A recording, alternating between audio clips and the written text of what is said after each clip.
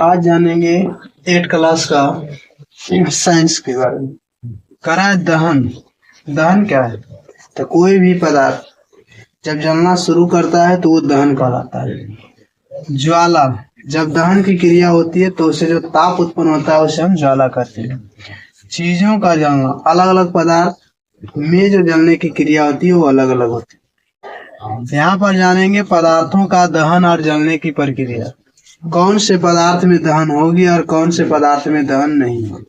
तो जिसका दहनशीलता कम से कम हो वो पदार्थ तुरंत जलेगा, और जिसकी दहनशीलता अधिक हो वो पदार्थ देरी से जलेगा। कुछ वैसे भी पदार्थ होते हैं जो दहन में भाग नहीं लेते हैं, उसके बारे में भी हम जानेंगे। हैंड लेंस को वैसे ही कुछ देर तक पकड़ने रहने पर, हैंड लेंस का मतलब होता है यहाँ पर उत्तल लेंस।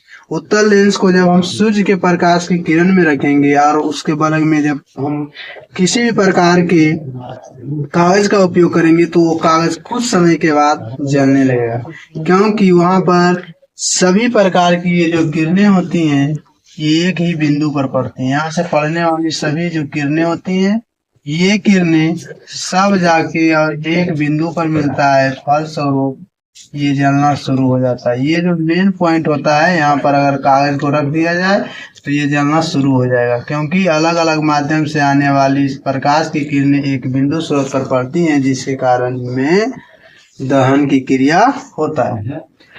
जलने के लिए और क्या चाहिए? जलने के लिए सभी पदार्थ में अपनी अपनी एक ताप अवस्था होती है और एक उसकी स्वयं की वस्तु की प्राकृतिक अवस्था होती है, जो जलने में मदद करता है।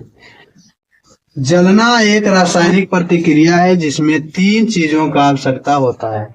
यदि किसी वस्तु को जलाना है तो 3 चीजों की आवश्यकता होती है। पहला है ज्वलनशील पदार्थों का होना, यानी पदार्थ जो जल रहा है वो कैसा होना चाहिए? तो दहनशील होना चाहिए। यानी कि ज्वलनशील और दहनशील दोनों एक ही है, मतलब ज्यों ही आग लगाया जाए तो वो जलना शुरू कर दे, तो यही हो गया ज्वलनशील पदार्थ। ज्वलन ताप तक पहुंचने के उपाय। ज्वलन ताप तक पहुंचेगा कोई वस्तु कब? जब वह वस्तु जो या तो आर्द्रता से हटा हो या निम्न यानी कि निम्नीकरण से हटा हुआ हो, अर्थात नम ना हो, तो वे जो पदार्थ होंगे वो ज्वलन ताप के करीब पहुंच जाएंगे और वो जलना शुरू कर देंगे। हवा की जरूरत इसलिए होती है क्योंकि जलने के लिए हमेशा याद रखना है सबसे अधिक जो जरूरत होती है वो ऑक्सीजन की होती है। तो हवा के रूप में ऑक्सीजन का होना अनिवार्य है, अन्यथा कोई भी वस्तु, दुनिया की कोई भी वस्तु नहीं जल सकती। तो ये जो हवा की आवश्यकता होती है इसमें ऑक्सीजन की आवश्यकता होती है। अब जानेंगे हम माचिस की कहानी। माचिस की कहानी क्या है? पुराने समय में चमक पत्थरों को आपस में रगड़ने से निकलने वाली चिंगारी से आग जलाई जाती थी। माचिस बनाने का प्रयास सबसे पहले सन 1680 ईस्वी में हुआ। रॉबर्ट बॉयल ने कागज के टुकड़े पर सफेद फास्फोरस लगाकर उससे सल्फर लगे कागज पर रखा। माचिस का जो रूप आज है उससे बनाने की शुरुआत 1845 ईस्वी में लाल फास्फोरस के आविष्कार के बाद हुआ।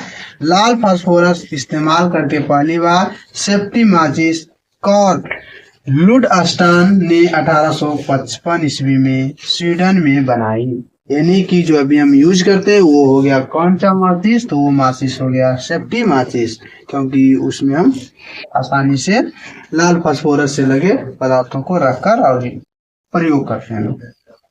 मोमबत्ती का इतिहास क्या है? माइकल फैराडे एक महान वैज्ञानिक थे जिन्होंने विद्युत क्षेत्र में काफी काम किया। उन्हें विज्ञान से काफी लगाव था। विज्ञान के प्रचार के लिए जगह जगह पर जाकर भाषण देते थे तथा लोगों में वैज्ञानिक समझ विकसित करते रहते थे। 1860 ईस्वी में उन्होंने लोगों को मोमबत्ती का इतिहास बताया। मोम एक ईंधन है, यानी ऊर्जा का एक रूप है। मोम क्या है? ऊर्जा का एक।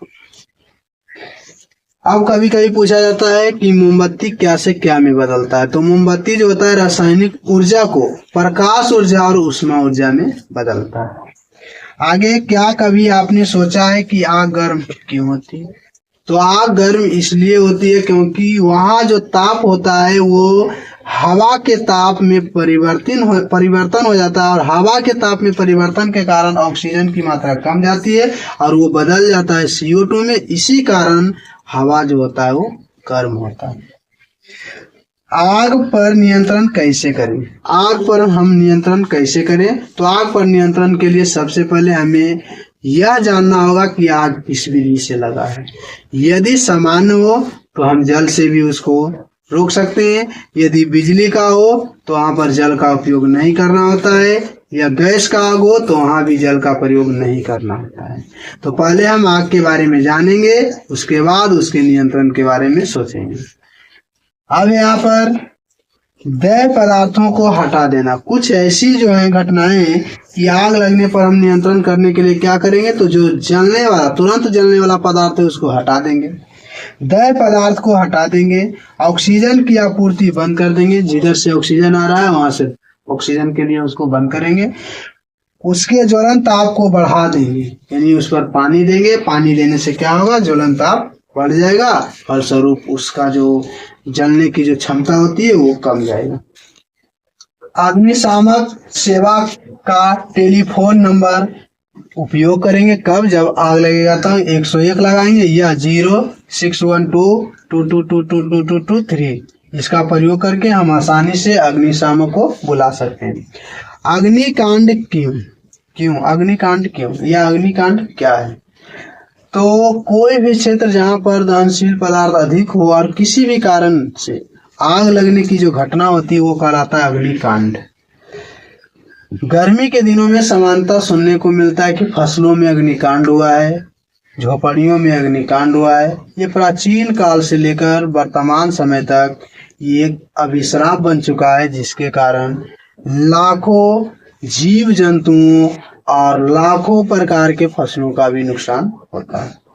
तो ये है अग्निकांड। अब मोमबत्ती की ज्वाला की 3 क्षेत्र क्या क्या होते हैं? तो मोमबत्ती की ज्वाला का 3 क्षेत्र है, बाहरी भाग, मध्य भाग, आंतरिक भाग। अब जानेंगे अलग अलग इसके भाग के बारे में।